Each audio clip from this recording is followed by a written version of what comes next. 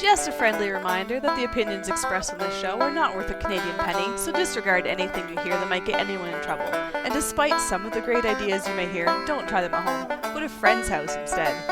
It's time to get a gun. That's what I've been thinking. Well, I could afford one. And if I did just a little less drinking, time to put something between me and the sun. When the talking is over, it's time to get a gun. Hello, welcome to again. Yeah. Keep going. A little bit more. No, I can't. Is it right there? I didn't have time to pull the lyric. Hello and welcome to Slam Fire Radio. That's what I've been This is thinking. episode 359 for June 18th, 2020. I'm one of your hosts, Adriel. I'm another one of your hosts, Kelly. And I'm the third one of your hosts, Random Dave. And the And we fourth got a one. special guest. And this is Denis. I'm Denny. I'm Denis. Okay. You will hereby be known as I am Denis. That is your name from now on. That's how we'll refer to you as. Okay. And you are in the show today. You're in the show. Yeah. Nice. Yeah. Which would be a little bit different. Why don't we get right into that show thing that we're talking about? What we did in No. guns this week is brought to you by the Calgary Shooting Center, Canada's premier firearms retailer. Right now, they have surplus Russian Mosin Nagants, moist nuggets, 29-inch barrels, 7.62 by 54 R, bayonet, woodstock, $400. Go on over to Calgary Shooting Center to pick one of those up. $400. That's awesome. They're We should all and get one. surplus is weird right now. Surplus is always weird, but it's always interesting to see what's expensive and what the prices are of some things because, some of it bounces around quite a bit. Kelly, did you want to start us off? Okay. So on Saturday, when I went to SFRC, they are open now. So they're open for business. They have reduced hours. Just everybody go and check their website if you're going to go out because you might be surprised on their hours. It's COVID hours. So anyways, they're back to being open. I stopped in at the store because the CCFR AGM was on Saturday and Kelly Kincaid, she's part of we share brains and do everything together. She's working there. So she was also up for a director for the CCFR and for Ontario. So I went out there. I already knew that she was actually going to become a director and be elected. So I brought her flowers and a whole bunch of different things just to say congratulations. But we sat there and we watched the AGM together with Marcy and Ryan. And she, as well as Jamie and Kelly were both elected as directors. Now, Jamie, he was elected for 2 years, and Kelly is filling a vacated spot. So she's been elected for 1 year. So they're going to be fantastic for Ontario and for the CCFR. I just have to say they're going to be fantastic. And also SFRC still has they have their new food truck. It's a chip truck. It's called 38 Special. They just went and got it wrapped. It looks really cool. But they also have a barbecue place that's there right now. And so I tried out the barbecue place. I had smoked wings because I'm ketoing, of course. And also I got a chance to speak with some of the shooters from Meaford. Hey, Dave, you remember Bud from Meaford? I had a couple hundred people all over me asking me questions about where things were, so I don't remember Bud now. Okay. Well, Bud's been there every year, and he's also from Kingston. I met him one day at the range too. I didn't know he was from Kingston. Anyways, so I had a chance to I would probably know him to see him, or I would know him if I saw what his gun was. Yes, and yes, both of them. So you would know him to see him. So I had a chance to chat with him for about, hung out with him for about half an hour. 45 minutes, whatever. I also got in this. I just have to let you guys know, I've been placing orders, shopping for stuff online. And by the way, all my packages have been delivered this week, except for one. And they're leaving everything at the door and not ringing the doorbell. So one of the things that came in was this. This is the Bolt Action Coffee. And the one that I got was Scopes Up. It is the medium roast and it's delightful. Smells delicious. It came yesterday It's put out by Call Sign 66. They roast it, and all the proceeds from it go to supporting veterans. So it's awesome. You guys should go and buy some at boltactioncoffee.com. And as I said, it's freshly roasted. It just got roasted this week, and I can smell it. It smells really good. The other thing that came in was the stuff that I'm wearing. So Colin Noir, he has some stuff for Canada. So I bought a hat. It's a flat brim. I'm not really sure if I like it because I don't have as big a head as I thought I did. Anyways, so the hat came in and also the t-shirt. Let me show you the t-shirt. So it's keep it tactical, and it has a picture of Canada and an AR-15. Cool. So, yeah, it's really cool. So if you have lots of money, and it came in a week, so that was the good thing.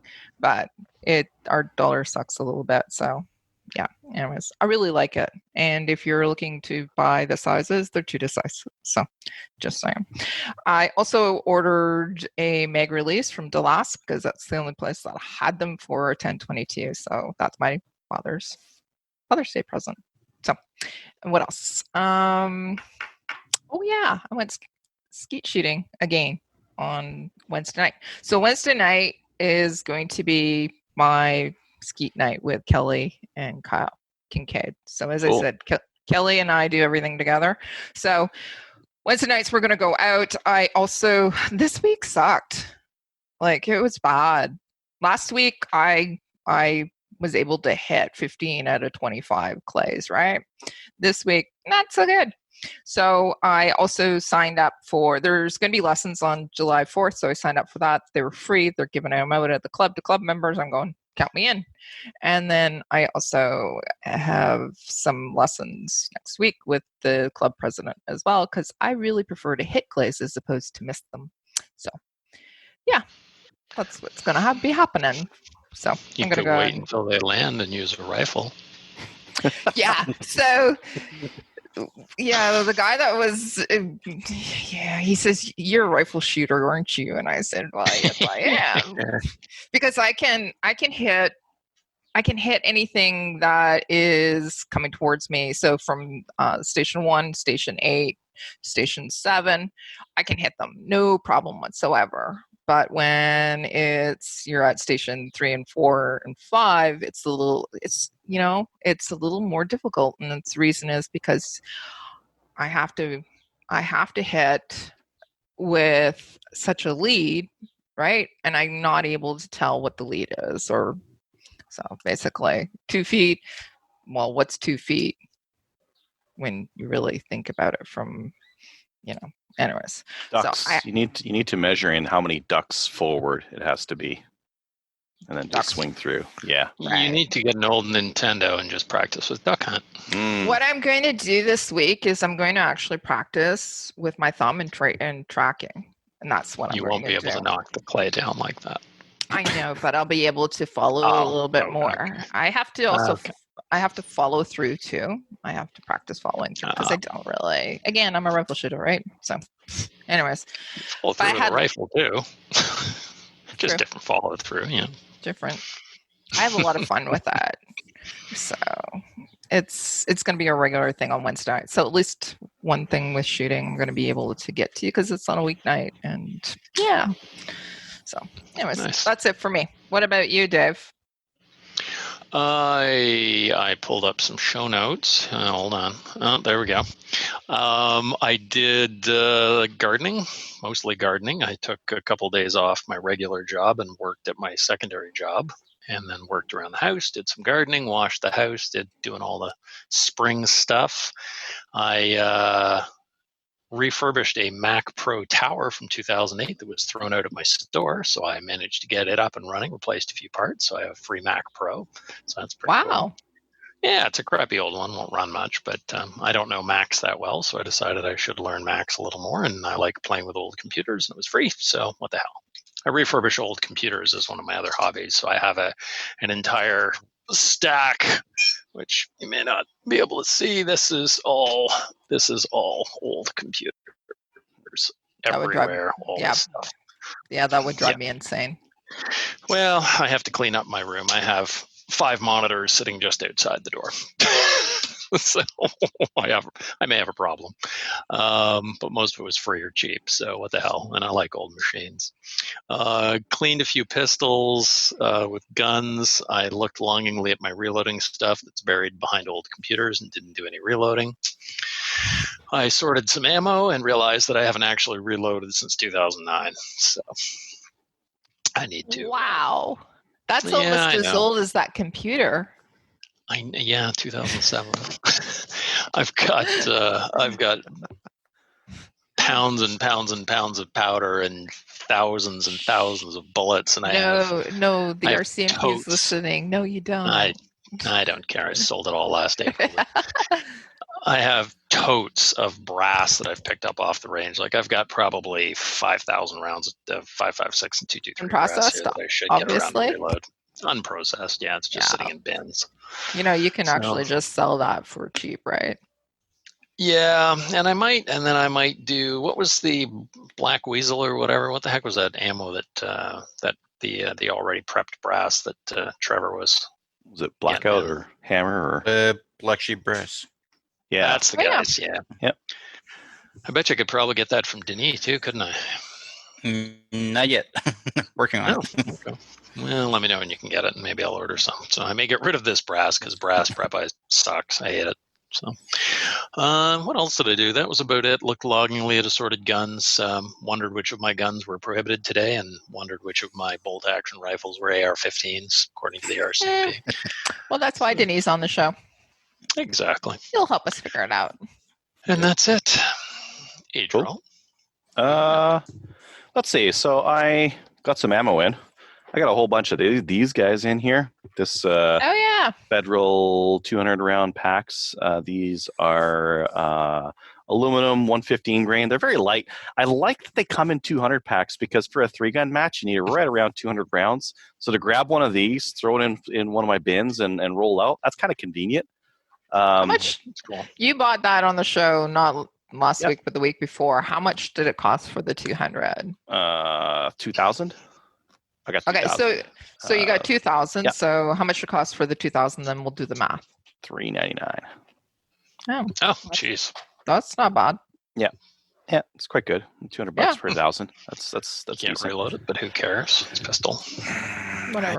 I just can't be bothered. Like if it's $200 per 1,000, I just can't be bothered to reload. It's just clean the brass and blah blah blah blah blah, and size them and gauge them, or just get a bunch of this garbage and don't worry about it. Shoot it. And you said you're going to be using it on the CZ, right? And it should be. I've able tested to, that in the CZ and it runs fine. It'll be Yeah. fine. Yeah, good. Aluminum extracts okay? Nothing not coated with anything weird? They recommend against it, but I've run like hundreds of rounds through mine and it's been fine. I keep the chamber clean because if the chamber is like a little bit gritty, aluminum doesn't extract as nicely as brass. Some PCCs really don't like aluminum, but this has been fine. According to the stats on the back, it should make power factor, but barely for 9mm. So I don't know. If I really care, I'll test it, or I'll run like I got 124 and 147 and all sorts of other stuff for matches. So I could always do that. I got so on the last show I showed off the Winchester Wildcat. I actually got deeper into it and I saw a couple things that were kind of interesting that I missed the first time around because there's a lot that's very different about this rifle. One, sling studs. It's got them. There's one at the back. It's molded in. Yep. Where's the one at the front? It's got this little cover thing here, and if you pull this this cover off, you get a sling stud and a little tiny section of pick rail. Yeah, because why? Well, for a bipod or a sling. Okay, bipod. Yeah. Or okay. So how flimsy is the studs? Like really? The one at the back is particular. I don't think they would take. I don't know. It looks well protected. They're both well protected. Yeah, so I think it would be okay. Like normally the front sling stud, if you put a bipod, a sling stud style bipod on the plastic front swivel, those break. Yeah. But this is pick rail on the front, so use the pick rail. You're not going to snap that. So yeah, kind of an interesting thing. The other thing I didn't notice was how much plastic is on this thing. Oh, One big piece. you would be hard pressed to find steel right now. Okay, barrel, yes. Okay, the barrel. This pick rail, this receiver, it's plastic. It's all Is it really? plastic. How do they mount wow. the barrel into the receiver? That's it a rotate? good question. One that's worried me, but I haven't looked at it. So, like, there's the barrel sticking out there. It's in the plastic somehow. I would be willing to bet that that screw there has got like a block of some kind there, which is kind of interesting. And then on the trigger group, kind of reminded me of, and it hasn't been that long, but that Norinco knockoff of the Browning SA-22. This is really reminiscent of that. It's all together in one shot, and it's got recoil spring, and the striker is right there as well. It's all just kind of like in the setup right here. That was kind of interesting. You can get a better look at the bolt hold open right there. That's where the that little metal dealy there is pushing up on this lever, which then locks the bolt to the rear. And then the other interesting thing. Look at that. It comes with the Allen key. Two Allen keys are like built into the trigger group. So if you need to like take it apart, the tools are in the gun. That's so neat. That's pretty cool. That's so neat. So you haven't had a chance to shoot it yet. You didn't go shooting this weekend. I don't think the accuracy is going to be very good. No. And the reason why I don't think there's your accuracy right there. It's all in the trigger group, and that little bit there has to be consistent in how it holds in. And the trigger group moves just a little bit, and if the trigger group moves just a little bit, the bolt can move just a little bit when it's inside the gun. So I don't think it's going to be like fantastic, but that's okay. Like I don't think all guns need to have like the best accuracy possible. I think there is room for lightweight gun that's good enough on accuracy. So.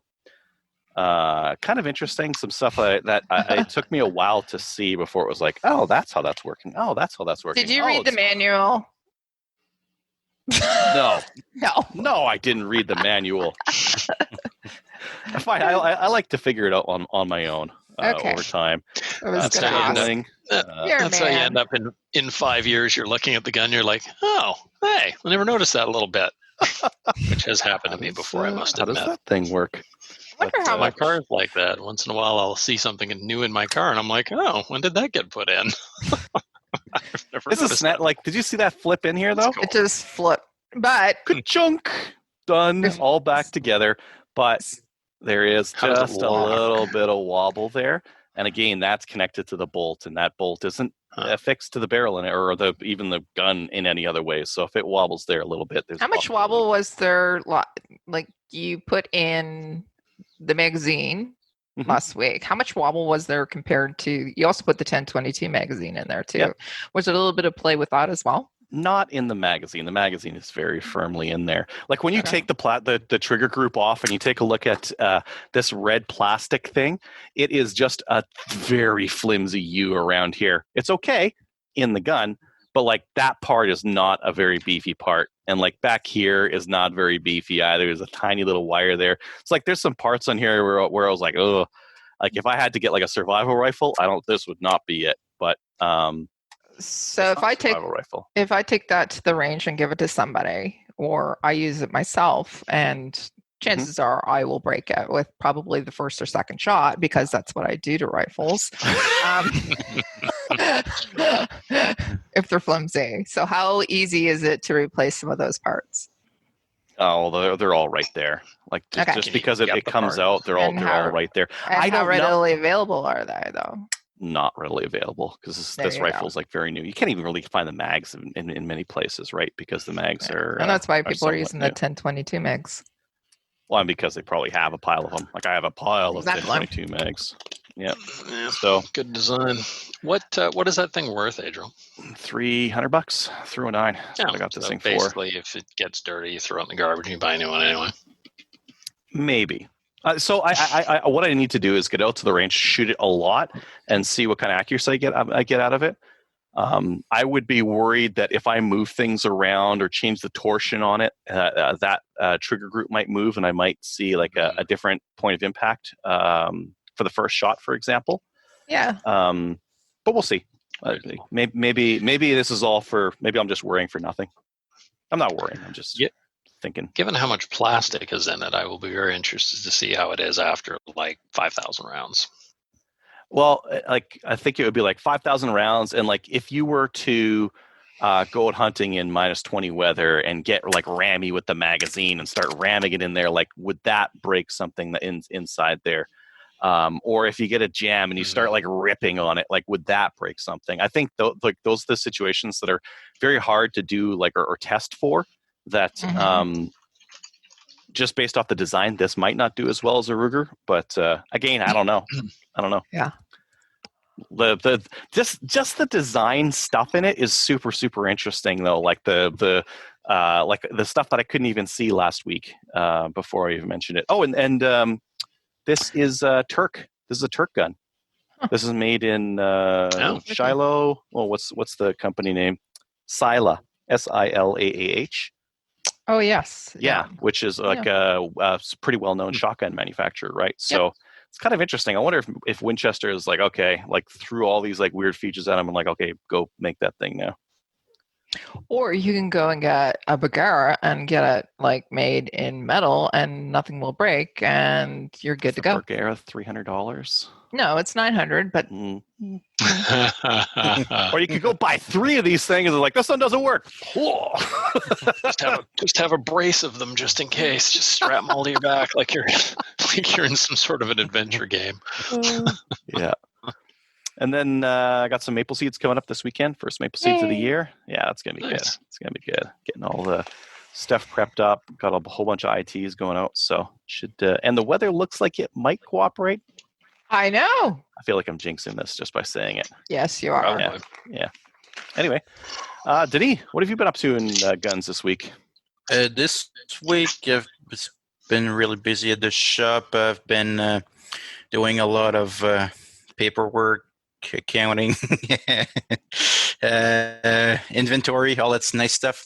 We got a new POS system installed at the shop, so now we don't want to have to do paper handwritten invoices, so it's all on our new system. So just setting up the new system was a lot of work. So that's pretty much what I've been up to in the last week. 2 weeks ago, I went bear hunting. And got How'd that go? Good. Got a nice one. Well, same. Trevor and Galen got one. We all got it on the same night. It was 2 weeks ago. Yeah. About 200 pounds. So yeah, nice bear. Good. And then this week was our 5th anniversary. So the shop opened July 16th, 2015. So it's been 5 years in business. So that's, and we got our new, thank you. And we get our new POS system installed on the same day. So yeah. Nice. It's a good milestone for a small business. Congrats. Yep. Yeah. It's been a lot of work, but worth it. So then after all that paperwork and inventory stuff, finally got back into doing actual work, actual gunsmithing today. I Cerakoted a scope. I had a customer bring me a Browning Else Canyon. So it's Cerakoted burnt bronze from the factory, and he wanted the scope to match it. Well, I have it right here. Oh, that'd be cool. Yeah. So yeah, Cerakoted the scope in burnt bronze to match the rifle. Nice. Yep. Pretty. So I like that yeah, burnt bronze. It's a really nice color. Yeah, I love it too. Yeah. So now that finally back to doing gunsmithing work. So I haven't done much in the past few weeks. So now we got a lot of work to do. So I'll be busy probably for nonstop for the next month or so. So yep. Wow. Awesome. Very nice. About it. Cool. Let's get into upcoming events. Upcoming events is sponsored by Telos Alpha. Telos Alpha is a Canadian digital agency that works exclusively in the firearms vertical. They help with business processes, strategic planning, websites, e-commerce, and battling the stigma that the industry carries with banks, merchant processors, and social media. Oh, I just heard whose payment processor just went down. I don't know, but I didn't put it in the news. someone just mentioned that their long-term payment processor had just ditched them because they are a gun shop. Really? Yeah. Yeah. So No, whoever global payments, I believe. Global payments. Yeah, that's a big one. Pretty sure it was Global Payment, and that's who I use at my store, actually. So I need to do some research on that, because if that is true, goodbye. Using them for 20 years, and they're gone. That's If it's the true. appropriate response, I think. Yep. They shall receive a letter indicating exactly why they were fired. Yeah. TLS Alpha's mission statement is empower and enable our clients to grow, thrive, and ascend to their maximum contribution in the firearms industry. Underscores everything they do. They are firearms enthusiasts and understand firearms culture. They hold webinars to help firearms businesses get the edge and succeed, and are involved in the industry at all levels. They're committed to the success and growth of the firearms community, culture, and lifestyle in Canada and the United States. Learn more at telosalpha.com. Nice. I think I'll contact them. Yeah, that's why I asked who to put in your POS system. Okay. Yeah. Upcoming events. Kelly, do you want to take this one? Okay, so the 5th annual Ronnie DeGroot Memorial Steel Challenge is happening on July 4th. It's USPSA Steel Challenge rules and stages. There's going to be 7 stages. There's going to be 7 squads of 10. Trevor's already talked about that. You'll be getting emails about who you're squatted with, what your times are, what station you're going to be going to, so that you can do the whole social distancing stuff. It's going to cost you $25. There's, I don't know how many spots are available. It says 50 here, but I'm sure that that's gone down. So you can go to practicescore.com and 5th annual Ronnie DeGroot Memorial Steel Challenge and check it out, and you can register for it there. Awesome. On to the news. I think one of you guys put in like all the donations. I did. Oh, yeah, I like it.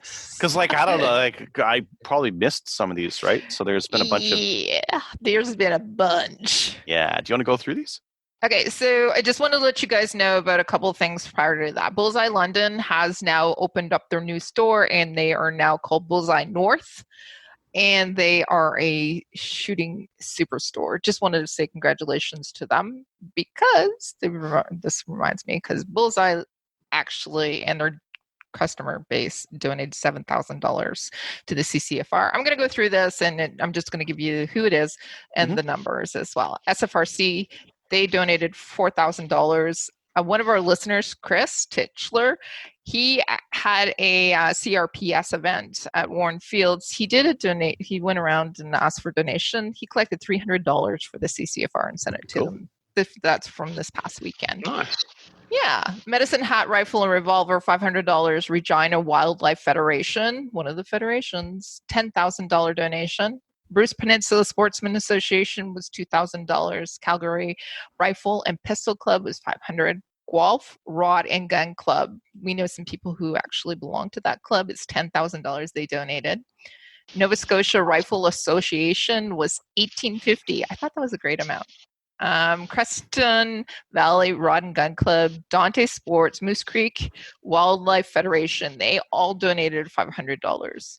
Melville Road Gun Club donated $750. IPSC New Brunswick, congratulations to them. They're challenging, I think, other IPSC associations. They donated $2,000. The Atlantic Marksman Association, that's out in Melville? No, it's the Atlantic Marksman. Oh, sorry. It's in Nova Scotia. It's at Dartmouth. They donated $2,000. Wolverine Supplies. Okay. So Wolverine Supplies is part of the whole challenge, but they're also donating towards the challenge. So they donated $2,500. Prairie Gun Traders, $1,000. Our sponsor of the show, Calgary Shooting Center, they donated $5,000. Recreational Firearms Community Saskatchewan donated $5,000. Regina Association of Practical Shooters, $2,000. IPSC Canada, $2,000. New Brunswick Reloaders Club, and this is a Facebook page, they donated $900. CKG, which is a Canadian knife and gear company, they donated $6,000. Abbotsford Fish and Game, $5,000. Lone Butte Fish and Game was $1,145, as well as Vernon Fish and Game Club donated $2,500. And that's all been posted on the CCFR page in the past 2 days. Awesome. So fantastic. that is fantastic. So we're just challenging any of those federations, associations, ranges, individuals, companies to donate as well. So thanks, everybody. Awesome. Yeah, that's awesome. It's going to be an expensive, long fight, so everybody can chip in a couple bucks and a couple bucks to the CCFR, whatever you got. Next up, Wolverine supplies. Won't need all those boxes of ammo if you don't have a gun. No, and you don't need a IPSC if there's a municipal handgun ban and all the big cities are keeping all their handguns out, right? Wolverine Supplies is doing a video challenge on training drills called TAC-FIT. Mm-hmm. Kind of a neat idea. It lets people try social distancing and try a shooting drill. So the idea here is they put up a video that shows like a course of fire, and you go do the course of fire, and I don't know, get in shape. Not a bad idea for us right now. So Wolverine Supplies is doing also Sierra 64 Riflecraft. They were doing it as well, and they've posted on their website or their Facebook page. Who else has been doing it? I've seen a few of them doing it. There's something that you can do with the the Canadian University Shooting Federation as well. You can go and shoot their targets. There's all kinds of stuff out there that you can get involved in and keep fit and shoot. Anyways. Yeah. Cool idea. Love it. Fun. Yep. Nice and easy. Next, Saskatchewan is moving to ban cities and municipalities from banning handguns. Yay! So you can ban, but Saskatchewan will ban your ban. If they ban the ban of the ban. Right. I'm pretty sure Alberta and maybe even Ontario might do this at some point too, right? Well, I hope Ontario does, because that would just infuriate Toronto. That'd be hilarious. Doug Ford is saying that he's considering it. Yeah. But I wrote him. I don't know if that'll happen. It's Toronto. Saskatchewan's going to happen. Alberta's going to happen. Yeah. Yeah. Yeah, Anyways, they're the not getting idea any here votes is in Toronto anyway, so whatever. the idea is that municipalities are the purview of provinces. That's how that thing works. So the feds can't skip jump directly to the municipalities and start talking about whatever weirdness they're going to talk about, whether it be banning handguns entirely or central storage or whatever cockamamie idea they're going to. Yeah, because guess what else? Guess who funds those police departments that are going to be doing all this? And the provincial government actually helps fund those. Yeah. Yep. Yeah. So I think it makes sense to do that. I'll skip the next one here because we're gonna mention this one in a minute anyways. Yes. So I'm just gonna move the Duria one down. And actually, one thing that Trevor shared with us just before the show today was that Kylan Langman has got a peer-reviewed article published in a journal, which means something. So scientifically, to have a peer-reviewed published article means that not only did you have some other people who know what they're doing look at your journal and say, yeah, this is all accurate, but it also published in a journal. Publishing generally comes with some academic rigor as well. Right. This was on the effect of Canada's gun control on homicide and suicide rates. Now, I mean, if you're the part of the unwashed masses and you just look at the trend, you might be like, oh, it's going down. It worked. But what you wouldn't realize is that it was going down for already. years. Yeah, it's been going down since the 80s. Really around the 70s and 80s. That was really the peak of homicide in a lot of different areas, and it's been going down for even the U.S. The U.S. saw a similar decline in homicides over the same period with no attributed gun control in there. There's some articles that were done and peer review studies done in Australia and New Zealand as well that found the same thing. Yeah, and I mean, depending on who you ask, some people say like, "Oh, more guns is safer," and some people say less guns is safer. And the reality is, boring. It doesn't matter. It doesn't matter at all.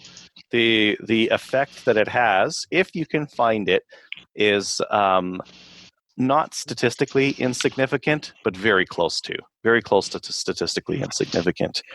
I believe that Kylan found a statistically significant connection between suicides of older males and one of the age groups of females and availability of firearms, but not a reduction in morbidity, which means that the same amount of people died, they just hung themselves instead of shot themselves.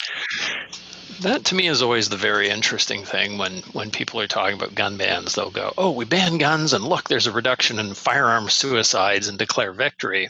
But did less people actually die? Oh, well, that's not important. People didn't shoot themselves.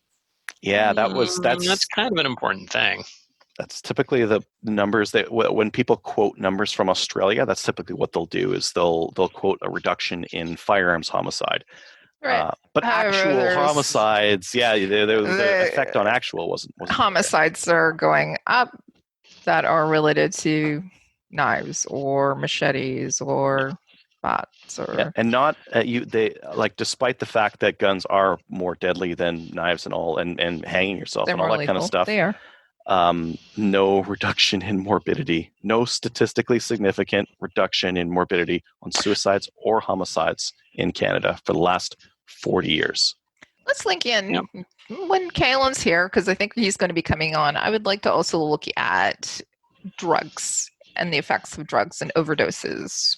Everything else that was gone through the roof. Yeah, like the problem with gun control is that when you try to tease out the impact of it, it's so hard. You have to apply some really heavy duty statistical analysis to pull out the effect if you can find it. Because usually what happens is other things take precedence. Employment rates, drug use, all these other societal issues. COVID. Yeah. Yeah. Sorry. Yeah, COVID's driving some people nuts. It is. Well, of course.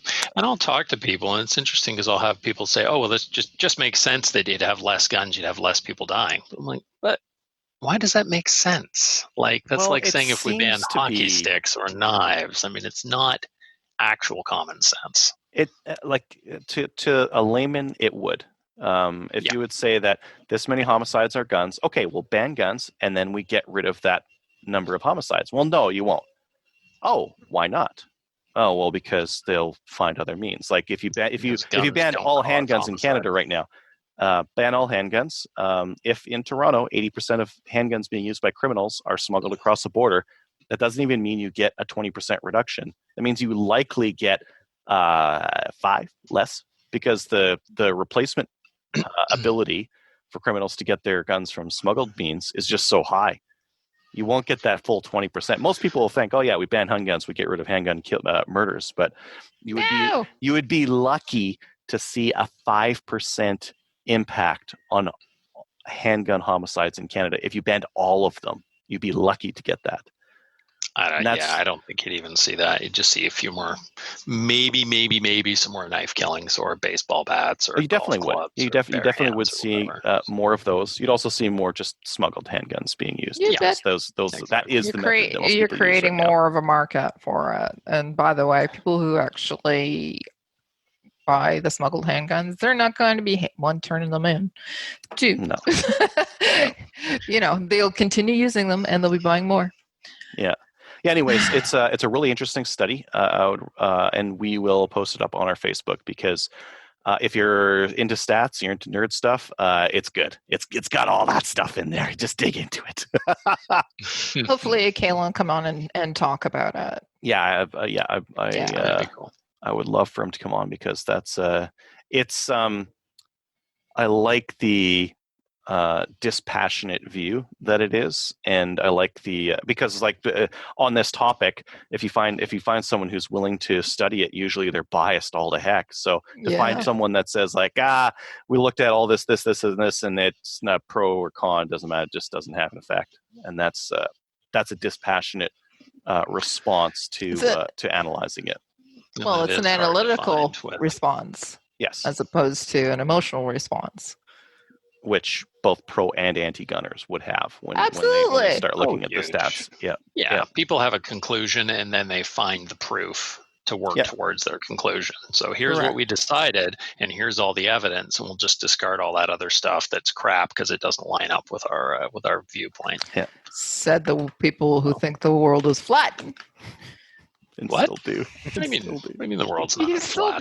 do? Adriel. I heard the sun's flat now. Yeah. Oh, jeez.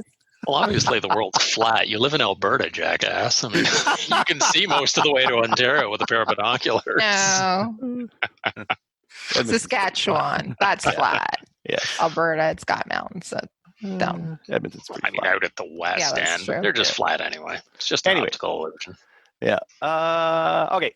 New gun stuff. Rangeview Sports has the Savage 64F for $159. That's pretty cheap. Yep. Wolverine Guns and Tackle is pulling their support from Ducks Unlimited. I thought that was kind of interesting, Interesting. Mhm. Hmm. and let them know why. ATR. Oh, there we go. ATRS. ATRS just had their payment processor go anti-gun, so they're down to cash, check, or EMT at the moment. They might have already gotten their new payment processor going. I'm not sure. And go and support them.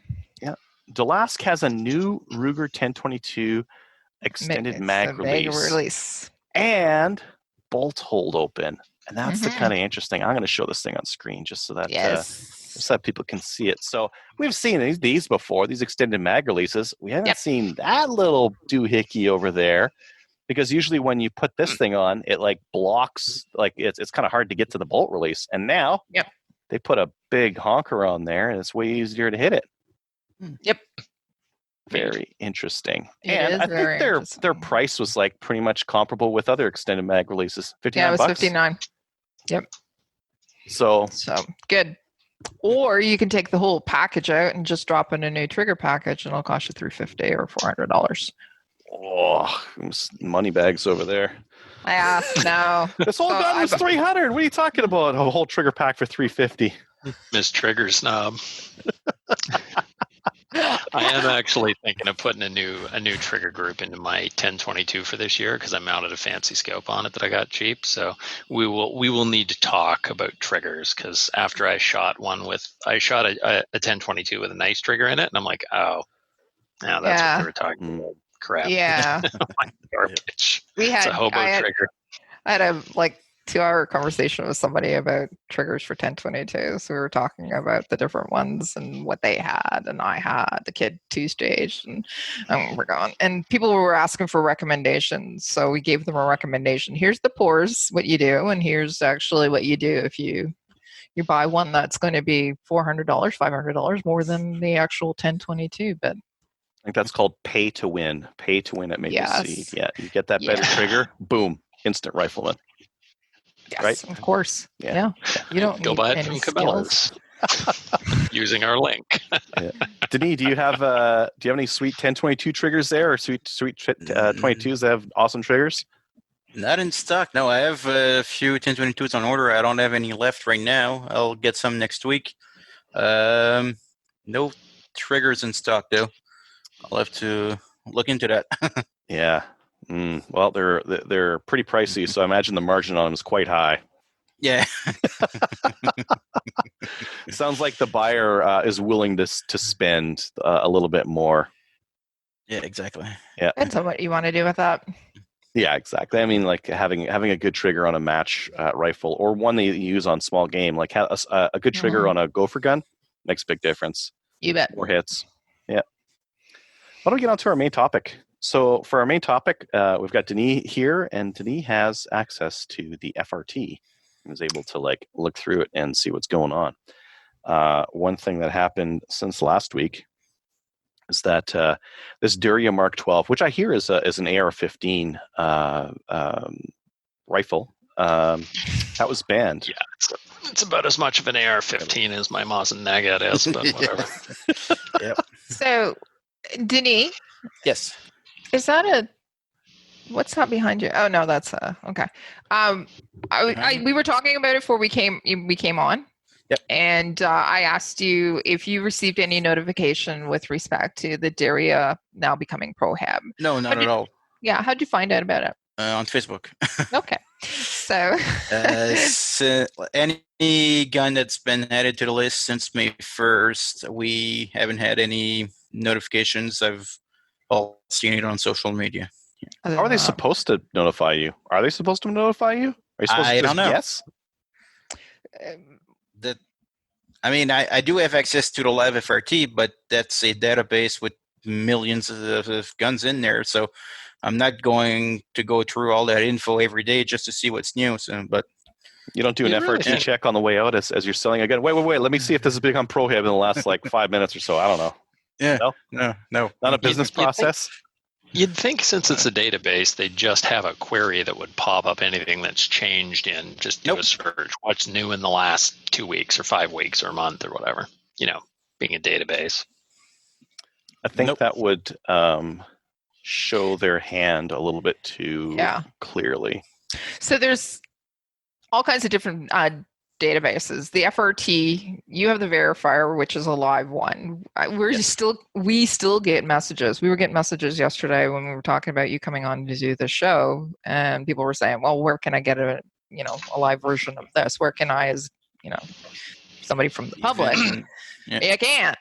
No, so you can't. right. So you're a verifier. Yes.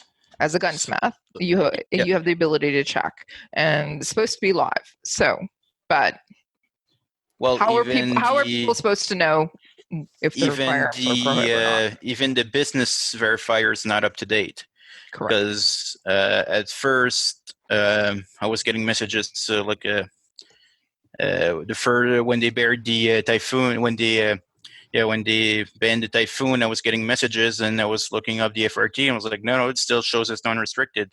Mhm. But because I was looking up the business FRT, and now then I applied to have access to the verifier FRT, which only took about a week to get my login. And then I had access to it. I never even realized that there were two FRT database. And even for my verifier work, I was always using the business one. I thought it was the same thing, but no. There's the business, the verifier, and then there's the public one, which has even less info. And it's a PDF.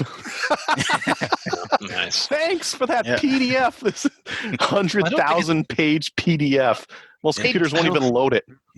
They did do an updated version of the public one relatively recently. Yeah, a couple days ago. Yeah. Yeah. Yeah. So, Yeah. Denny, do you want to log into the FRT and check the Daria and see what it actually says now? Yep, I'm logged in. Do you want me to share my screen or? Yeah, Yeah, I think did we- so.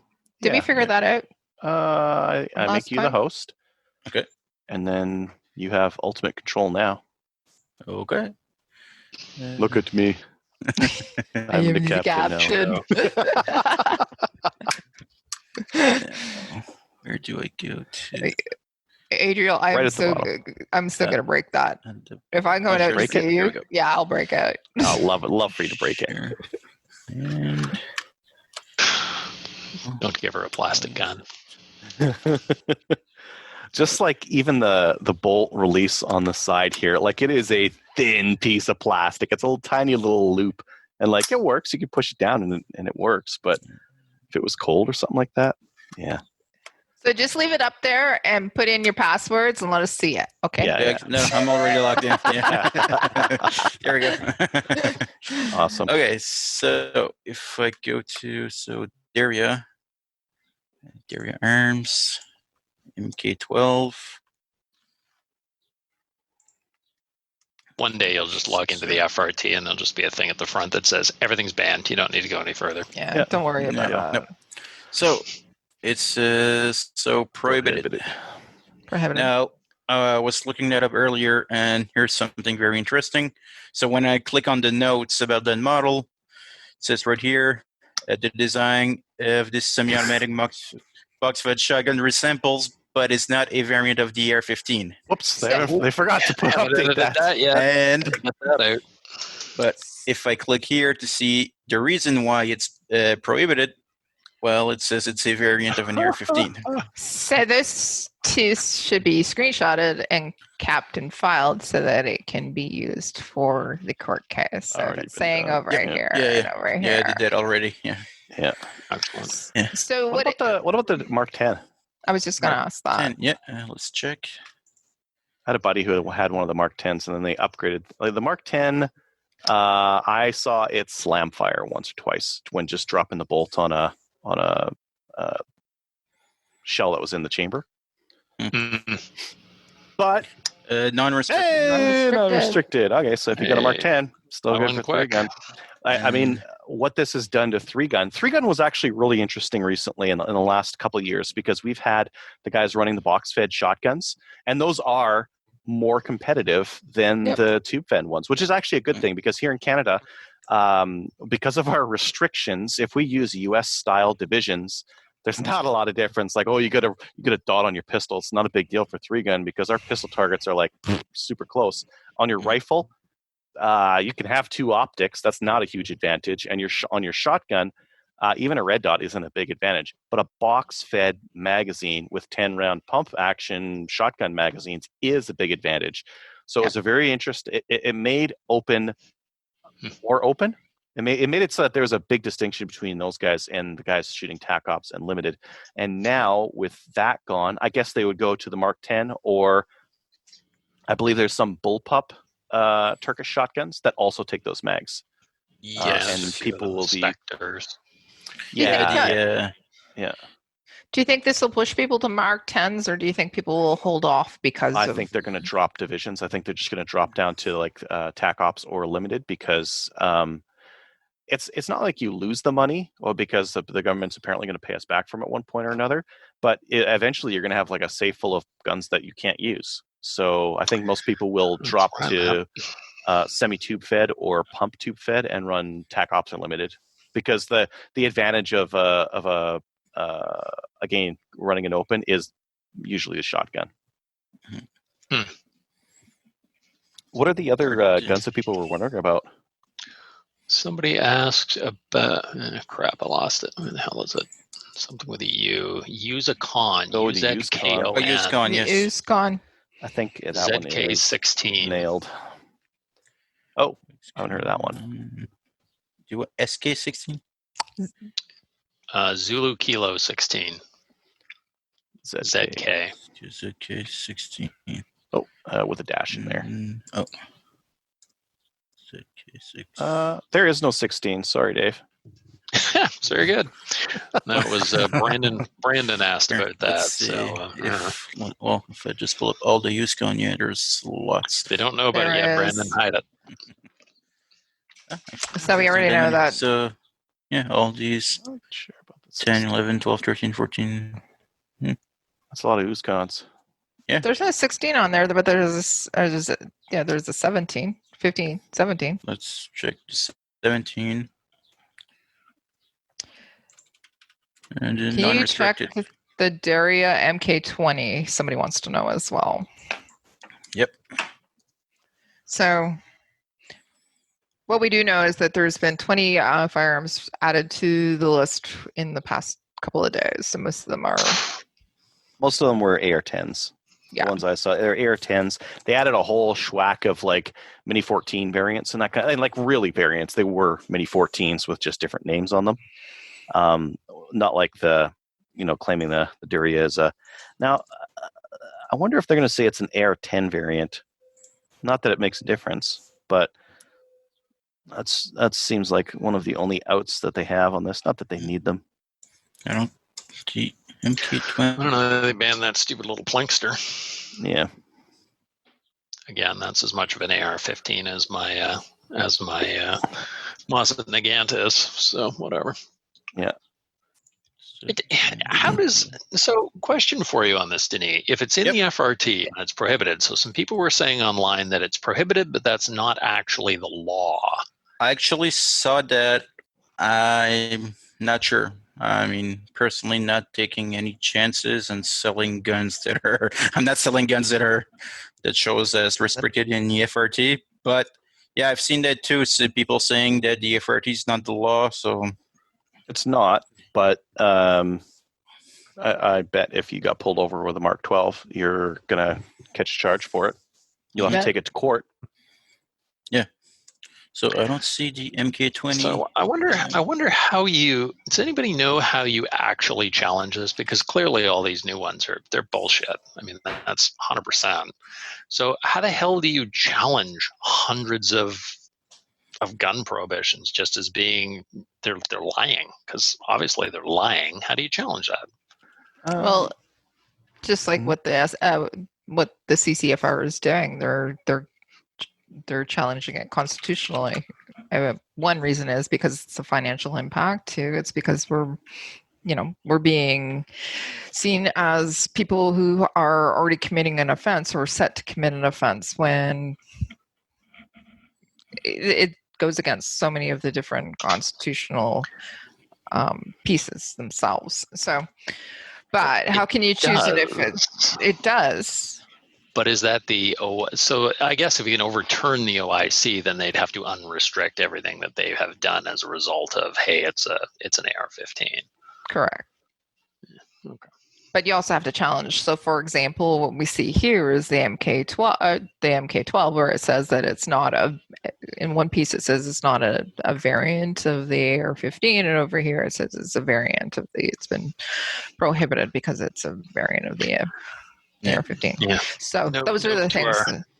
Note to our RCMP firearms people that are following us right now, you better go change that. Yeah. Get on that. Andrew from the comments there, I can't find the Derya Mark 20 anywhere. Yeah. So I'm not sure what the real product name of that one is, but it's not listed as the Mark. It's not listed as the Mark 20. Okay, I can't find it. Yeah, I can't find it either.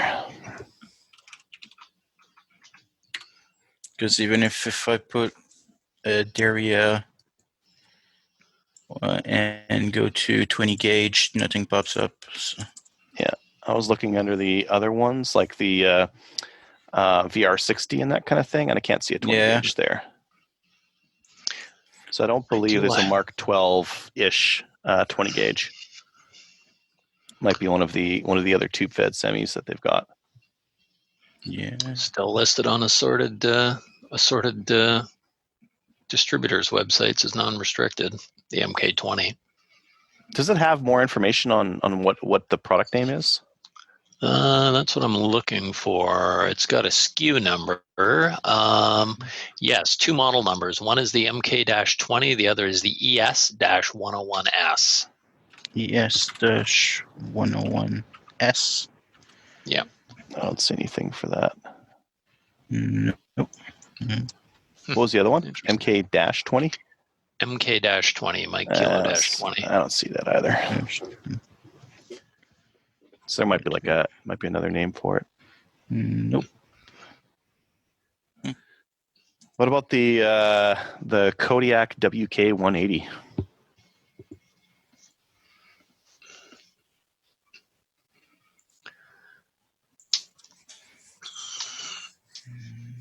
Yeah. WK-180C. And non-restricted. Non-restricted still on the WK. Yeah. Which is the rifle du jour if you shoot 3-gun. Or the ACR or one of those other ones. Yeah. ACR is kind of pricey, ACR is though. a lot of money. It's kind of pricey. Somebody wondered about the X95. Yep. Check. Funny thing is about the bullpups, given how much the antis hate bullpups for no apparent reason, it's funny that those are the ones that'll probably be the hardest to say, oh, this is an AR-15. Yep. Yeah. Non-restricted. Non-restricted. There is a restricted version, but with a shorter barrel, but yeah. Non-restricted. For likely most of the ones in Canada here, they'll be non-restricted. Yep. Yeah.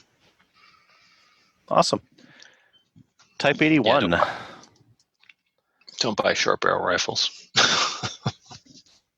The Type 81.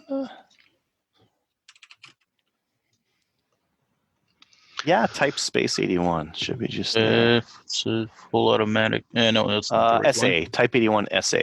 If you search for 81 SA, it'll. Yeah, there it is. There. Here we go. Good to go. It should be banned. Non-restricted. Really ugly. Even the drunkards at the CFP, like when they look at that, they're like, I don't think that's an AR-15. It's got wood on it. Looks weird.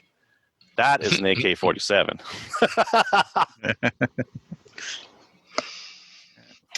Funny how the AK used to be the boogity-boo gun in the 80s, and now it's the AR, the one that survived the gun bans. Well, the thing is, like, none of it gets reversed, right? Like, nunchucks are still illegal. Shurikens are still illegal. Like some of those multi-part staffs and some of the other, like all this like ridiculous like ninja weapon stuff that probably was never like maybe nunchucks were used in a crime. Maybe someone in the 80s or 70s like whacked someone with a nunchuck at Morning stars are prohibited, dude. Yeah. I was going to go be a robber baron, but I can't because my freaking Morning Star is prohibited. That is bullshit. And the thing is, like that was 79. Those things were all outlawed in 79. No one ever reverses. No one ever reverses this garbage that just stays in. I think the problem is back then, you go back and you read the stuff about knives and assorted weapons, and I think that the people at the time that were banning all this stuff watched way too many 1960s, biker gang rumble movies and ninja movies.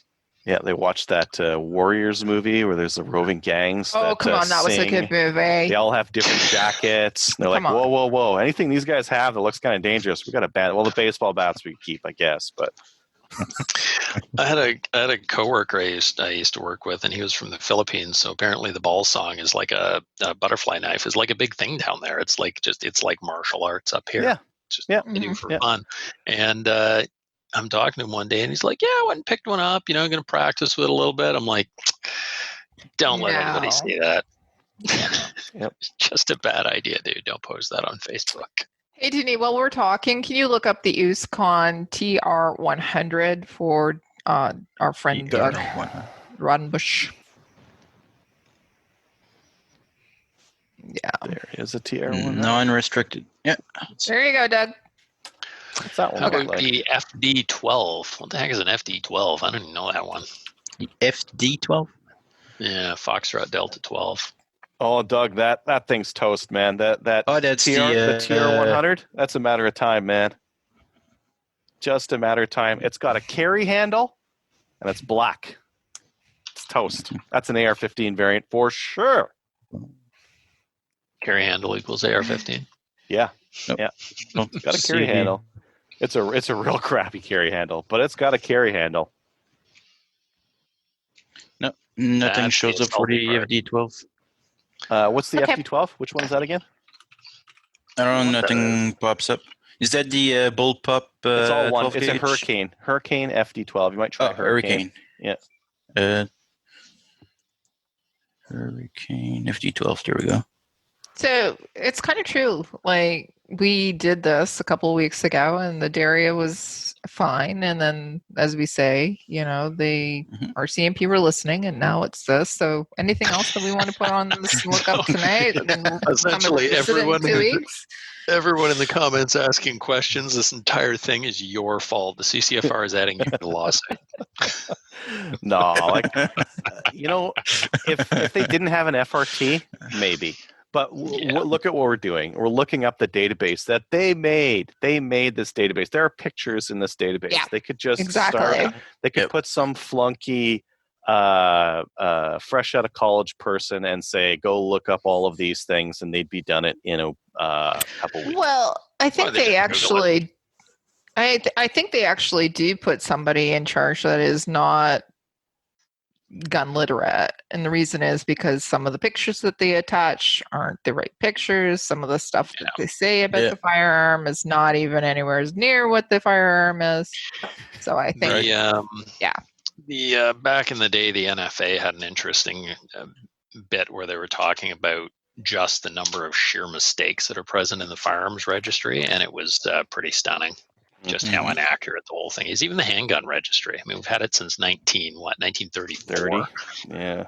And it's garbage. Yeah. I had a buddy whose grandfather died like in the 80s. They never came looking for his pistol. I ended up with it about 2 years ago. They never came looking for it. Sitting in a dresser drawer for 30 years, right? Vince has a comment on the stream here. I nunchucked my nuts back in the late 70s. But I was cool. That's a real risk of nunchucks. Okay. Getting yourself in the nuts. Yep. So Go for back those cool of around the back. us who were around in the 70s and the 80s, remember when we were kids and we had those clackers? Those were the real dangerous things.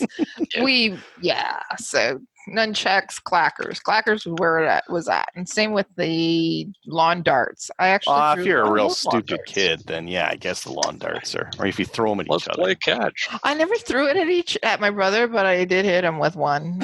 Stuck in his By the way, don't let me play, and also don't let me play the Darts? horseshoes. Mm. I also put one of those through a window of a car. So, Yeah, I could see that. Arguably yeah, pretty deadly. Those horseshoes are deadly, but still allowed.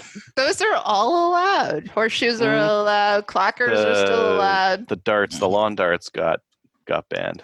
But the rest of them- They got those little weights on the bottom that are round. yeah. Those aren't. It's not fun anymore. Nobody wants to play with them anymore because it's not dangerous. So. Yeah. Oh, hell, how about darts? My cousins used to throw them at each other. You get It's fun. a 3-inch dart stuck in your skull. Wow. Exactly. Yeah. Vince was just mentioning, so basically semi-auto shotguns that look like an AR-15 are all banned, or is that still a foggy view? So Vince, a lot of them are banned now. And there's no rhyme or reason as to which ones are banned and which ones aren't. I would assume that if They you have found out one that's about them. not, that they're going to get nailed eventually. Once they find out about them via this show, They they'll, found they'll they ban know about them. They're just I don't know. them. They're pacing it out. They're pacing out their Gestapo marching over all of our firearms and property. Yeah, and it seems like the ones that are not banned are out of stock everywhere. So. Yeah, shockingly. Yeah. I Cool. wonder how much the Derriere Mark 12 sold after the initial. Okay, it's still not. Actually, after the Typhoon got banned, I Yeah. sold a lot of Darias, and well, now they're banned too. But yeah, Yeah. I know a few people who allegedly may have purchased them. Well, I mean, once if you were in 3-gun it's- and you had a Typhoon, you'd be like, oh, crap. Oh, well, I guess I'll get a Duria. And now you'd be stuck with 2 in your That's safe. kind of the danger, right? Like all of my competition rifles got prohibited. What the hell am I going to shoot competition with this year? I have to try and find the money to buy a gun, which is probably going to get prohibited anyway. Yeah. Yep. Like my deer guns got prohibited, so I don't know. I'll probably freaking use this is my deer gun this year. I'm gonna go enemy at the gates on the deer because I don't have anything else. Well, it'll work. Oh, it'll definitely work. Mhm. Yeah, cool. Well, if we don't have any other questions for Denis, why don't we move on? Move on. Yeah. So, Denis, can I pretty please have the host back? sure. Can I be host? Denis just starts laughing. Actually, I think I need to remove you, Adriel. This is my show now. Okay, how does that work? Okay, host, Just now slam Denis radio. yeah. Denis fire radio. Yes. Okay, so now you're the host again. I am the Yep. host. All right, I'm gonna say stop. Hey, Chris. Then Yeah. Dave's going to have to use the slingshot. Oh man, It'd be It's gonna like be hard from 200. it is. No, not good with a slingshot either. I'm actually really bad with one. Sling bow? What if you put you just put an arrow in there instead of the rock? You fire that. Ooh. You could make them. You get a whisker biscuit. It's like a holder Hey. for the front, and you put the arrow in there, and then you pull it Yeah. back, fire an arrow instead of a rock. And Dave's name, right? David, and Goliath. Dave. I don't think those are banned. Dave. I don't think What? those are even like. I could just give a kid a Sling sling bow, shots? right? No, a sling bow, like just a sling with that fires the arrows instead of the. An Yeah. actual bow. Totally, I could give them like a broadhead on there too.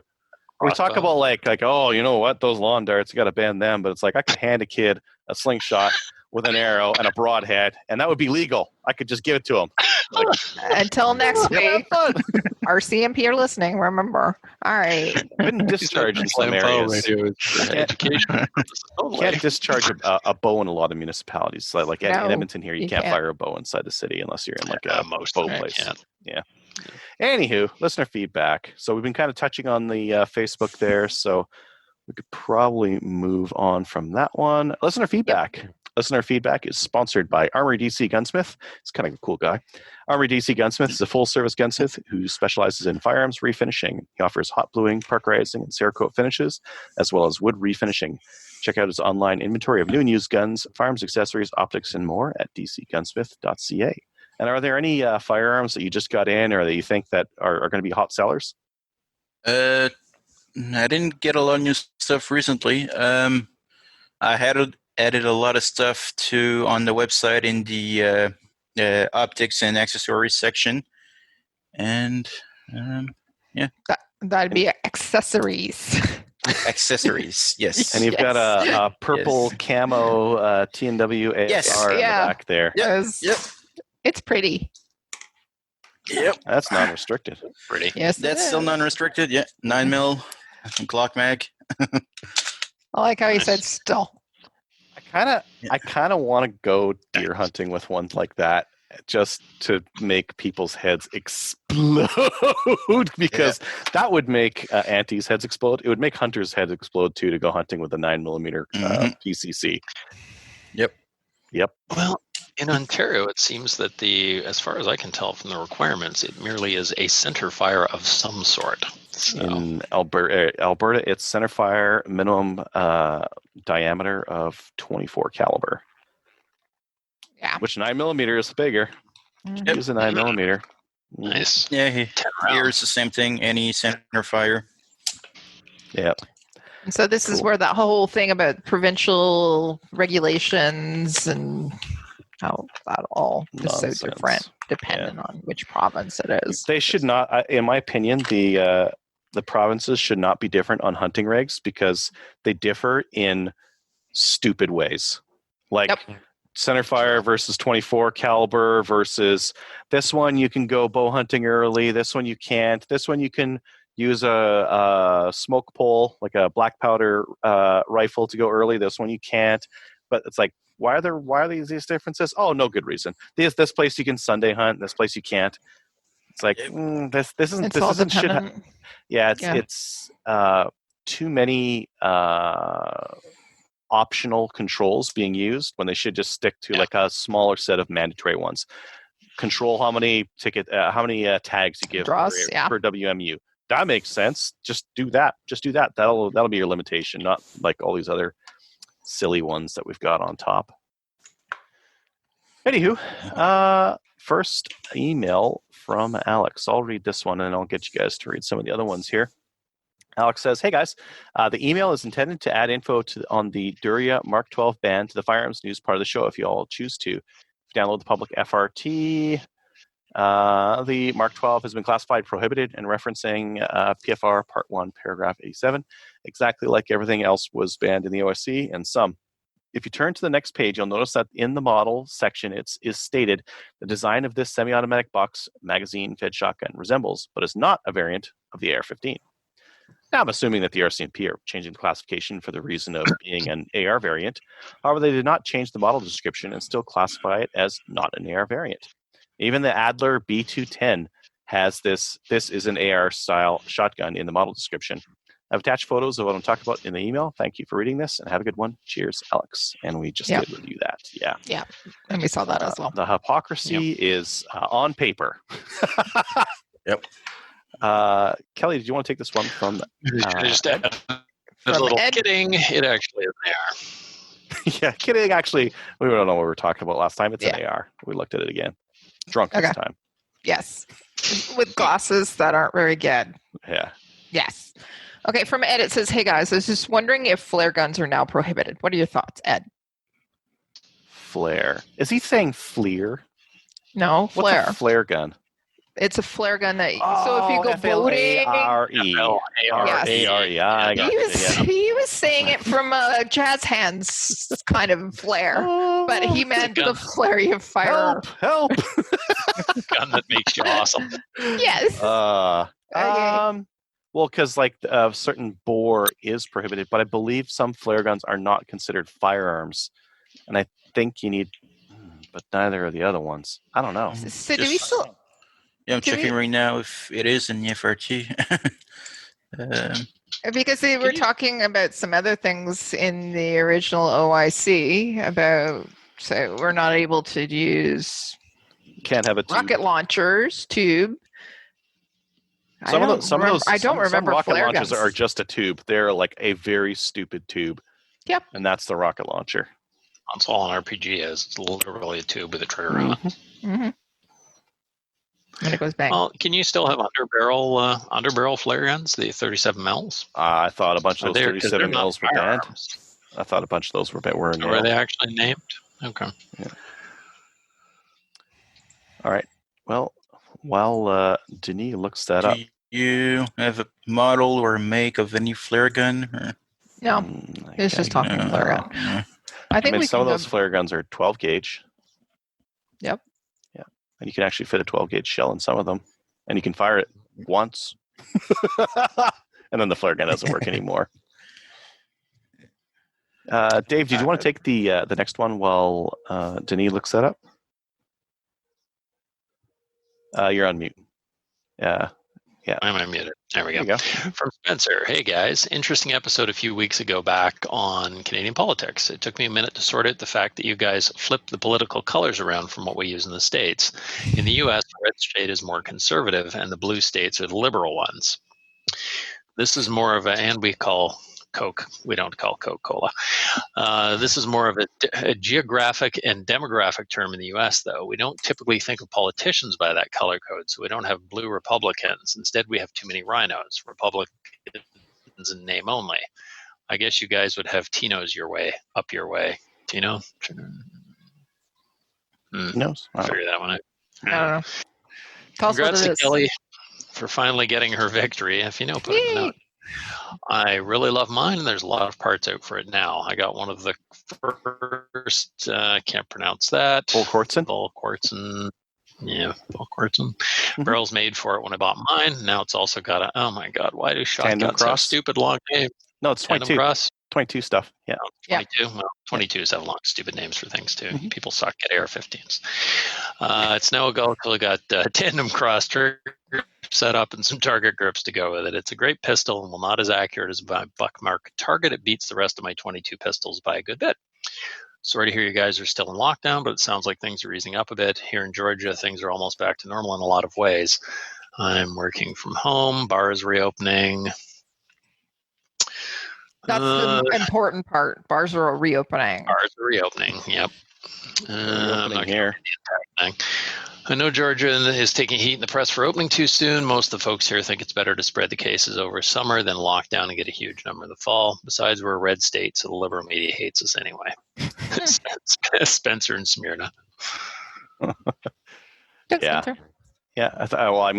It varies in Canada, it varies in the US as well. I was talking to, just Yeah. before we started here, a client of mine in New York, and they can't do anything. Like 10-person max for gathering, and nothing's open like it is out here. It depends on the state, yeah. Because Michigan, which is just almost right below us, it's basically back to normal as well. So it all depends on which state it is. Also, New York State, totally different. Got So- nailed pretty hard too, and it should differ, right? It should Yeah. differ based on how risk tolerant the people are and how many cases they have. Well, and your it's- population density yeah. and such too. I mean, if you're way up north in Ontario, whatever, who cares? You're probably fine. But downtown Toronto, Well, Probably Toronto is still highly restricted, as Yeah. opposed to, they're in a different zone. Going back to the whole flare thingy, I looked it up a little bit. So they're coming 4 different calibers: 12 gauge, 25 millimeter, 26.5 millimeter, and 37 millimeter. And the first 3 are the ones that most people use. And yes, they have been used for for weapons, but they're obviously used for safety for both. Not So- good. Yeah, so I found it in the FRK, and so I found one says it's a 12 gauge. What did it say here? A 12 gauge signal flare, and when you look in the description, it's so says for the purpose of sections and a whole bunch of different sections of the Firearms Act, the following weapons are deemed not to be firearms. Any device designed exclusively for signaling, notifying of distress, for firing blanks, firing stud cartridges, explosive-driven rivets, or other industrial projects, and intended by the person in possession of it to be used exclusively for the purpose for which it is designed. Okay, but somebody So- can also take it and use it to hold up a store because people look Exactly, like a pistol. So the way Okay. it is written is, so if you use it as a signaling device, it is not a firearm, but if you point it at someone, then it becomes one. And then it becomes the whole thing with respect to intent. Well, we Yeah. go down this rabbit hole, right? Yeah. So I hate intent laws. They're I so know. silly, and they're just a penalty for stupid people. right. Yeah. You got a baseball bat in your trunk. What's that for? Well, in case I get in a toss up with someone. Oh, weapon. That's a charge. Yep. Why you got a baseball bat? In case a baseball game breaks out. Oh, no charge.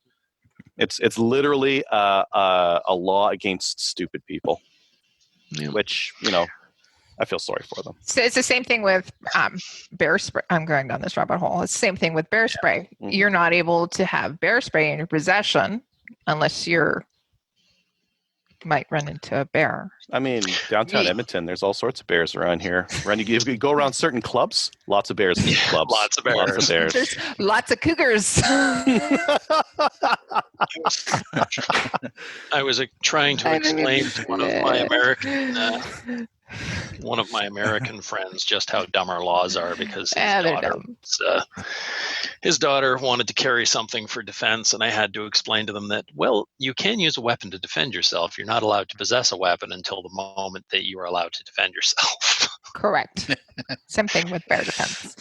Yeah, it's Okay. ridiculous stupids. Anyway. Next up, from Jason. Hey, gang. 2 quick questions. Adriel mentioned finding some really cheap 22 ammo on the last podcast. Where did I find this $250 per 50 ammo? That was at Cabela's. Cabela's had some federal ammo for that. And if you buy in bulk, you can get that price for other places as well. Like the federal standard velocity, if you look for it and you get it in bulk, you can get it for right around 7 cents a round, which isn't $250 per 50, but it's pretty close, and it's like better ammo. Or Blazer. Blazer's also one that you can find from time to time at a really good price, and it'll be better ammo. Then yes. Yep. He also asks, where can I buy a Slamfire radio hat, shirt, and patch? Keep up the good work. Thanks, Jason B. Well, if you become a Patreon, maybe I'll send you a patch. It really depends on Hey, how far behind I am, which at Adriel. this point is very far behind. how many shirts you got there? I got a lot. Hey, Jason, Do you are want you some in more? Alberta? No, Jason is in Ontario and he's pretty close to me. Okay. Do you want to give him a shirt? You probably have I'll- a couple. I have want more? one or no, I don't. I'm packing stuff and sending it back to you with No. the shirts in it. No. One way. They come from my house and they leave. Jason, I'll send you an email and get your address. I'll ship it out to you. Shouldn't Nice. cost too much to send it out. Or Yeah. we'll probably meet up if Meet up. this stuff ever ends. Okay. Mm-hmm. Yeah. Kelly, did you want to take No. this next? No. No. Oh. Dave, did you want to take the next one? From Bill? Sure. Why not? From Bill P. Hey guys and Kelly. The nighttime podcast host Jordan missed the most critical part about the Nova Scotia shooting. Without a doubt, and for some reason they never disclose this information anymore, that psychotropic drugs are behind these shootings. They, the quote-unquote authorities and government gun grabbers, want the public to think Jimmy decided on a whim to grab his Johnny 7 AR-15 lookalike and go out and shoot as many people as he could. Not until he filled up on pills. That is why these shooters can do this to innocent people. When they are on these drugs, they have no soul, no conscience. Great show, Bill. I don't know, dude. I read a McLean's article that I think Trevor shared with us a little bit earlier today. There are a bunch of crazy things in that article, a bunch of crazy accusations. So maybe pills, maybe some other stuff. Like there's a bunch of weird. Well, yeah, maybe he's a Hell's Angel informant that was thrown in there. There is a lot of conspiracy theories going around right now. A lot. And then the code on the back of the car, 2B11 or something like that, if you Google it, it's an antibody being used around this coronavirus testing, something like that. Am I getting this right? Am I getting it wrong? Yeah. I might be getting it wrong. There's, Anyways, more interesting stuff coming on that. Towers. Hey, you know where I bet that you can learn all about all the crazy conspiracy theories that are rolling around about this? Reddit? The Nighttime Podcast. I bet you George's going to cover it. By the way, I listened to all 4 episodes of his coverage of this. They were pretty good. I'm going to check those out. But yeah. Yep. Yeah. Interesting. You know what would actually make this a little bit clearer if they did the investigation like they were saying, or they should have done a public inquiry from the start, and the longer Government they take does not help to not do a public inquiry, the longer it shows that some weird stuff's going on that they just don't want coming to the light. There already is, like you can already see there already is some weird stuff that they're trying to hush hush about, and they should have just done a public inquiry to start with. And the longer they go without doing it, it's just more and more suspicious. Yeah. They're at 650 right now for people that they've interviewed. So why not just go public inquiry? What even is that investigation anymore? What are they investigating? Where he found the uniforms, maybe? Well, they know where he found the uniforms. I don't know. Where did he get them? They said that he got the uniforms through his family members. I thought they interviewed them and they cleared them. No. And then the decals were printed, and that was that whole McLean's article with By the way, this guy who printed these decals was part of this criminal gang syndicate. He doesn't work for the decal place anymore. Interesting. I don't know if this is related. It probably isn't. But interesting. Okay. Okay. Yeah. Anyways, if you want to send in a lot of crazy emails to the show and get us going on conspiracy theories, send an email to slamfireradio@gmail.com. Podcast app run reviews. It by our editors, the aliens on the dark side of the moon, and if they approve of this, we'll run it by the Illuminati, and then we'll go live. We don't have editors. We never have editors. We don't. That's right, Adriel. We don't have editors. We take your emails. Heard of. We post. The emails just mysteriously get deleted before we even see them. That's my job. Okay. That's your job. Yeah. Kelly is the Illuminati. Good to know. Yes, hey, I'm the gatekeeper. What? Has anyone reviewed us on Facebook? Has anyone reviewed the page on Facebook? No. Are you sure there's a thing? Are people trying to do this and we just don't know how to do it? I don't know if it's a thing or not. I don't see where to review. Make a comment. People make comments. Mm-hmm. So make a comment. But that's not the thing, is a review. No. I don't think you can review the page. I don't know. Anywho, I don't know. Share the page or something. That'd be neat. Patreon supporters. You can help support the show by going to patreon.com/Slamfire Radio. You can also help us by visiting our website and going through the links on Cabela's. And I still don't know if that's going to work in a month or no. It might not. Shout outs. Oh, yeah. No updates on that? The whole Cabela's. I will procrastinate until it's like due date tomorrow, and then I'll figure it out. Perfect. Awesome. Yeah. Okay. Kelly, shoutouts. Okay, so Rick Crane, happy birthday. It's his birthday today. Just wanted to give him a shout out. Also, Sean and Kurt from the previous Gunning Around podcast, they've launched a new podcast. It's called First Focal Plane. Go and listen to them when they are up and running. So they're about to get started. So Cool. just wanted to say congratulations to those guys on getting a new podcast up and running. Awesome. I thought they were going to interview some Saskatchewan conservative politician. They are. Yeah, interesting.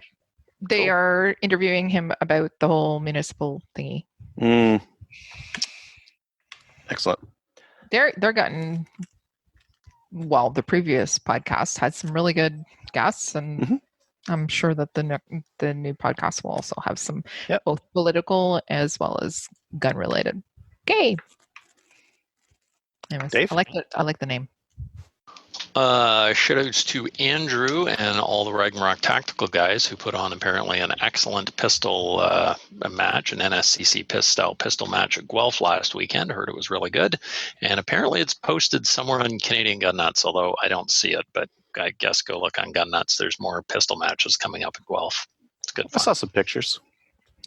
I wanted to give a shout out for a similar thing. The 3-gun guys, Chris and all the guys, they put on a 3-gun match last weekend, and supposedly it went very well, even with the new Clipazine division and all the other fun stuff that they've had to change just to allow people to compete. So it apparently went really well. Denis, do you have any shout outs? Well, I guess to all my customers, everybody who's been supporting me for the past 5 years. Yay! Yeah. Yeah, I'd like to give you a shout out too. Thanks for coming on the show and sticking with us for the full show and Thank you. and participating. It's for a lot of people, there's a lot of uncertainty right now, and I think being able to have someone check the FRT and take a look, it's been a big help, and I think people appreciate it. Oh yeah, I do get a lot of messages, people asking, "Oh, check this model, this." Yeah. But no, it's fine. Well, I mean, I don't mind it. I understand people are worried, and Yeah. Maybe you should just offer, spend $20, get a free FRT lookup.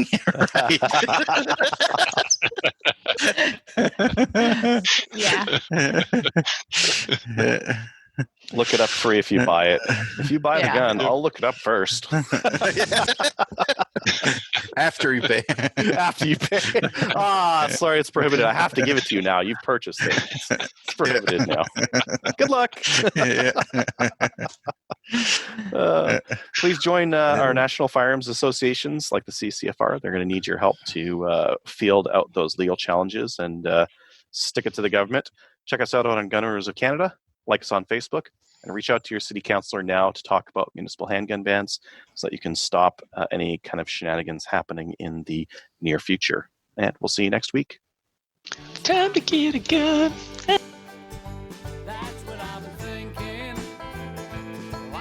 So if you have any comments or questions for the show, please send an email to slamfireradio@gmail.com. Now go grab a gun and shoot something. When the talking is over, it's time to get a gun.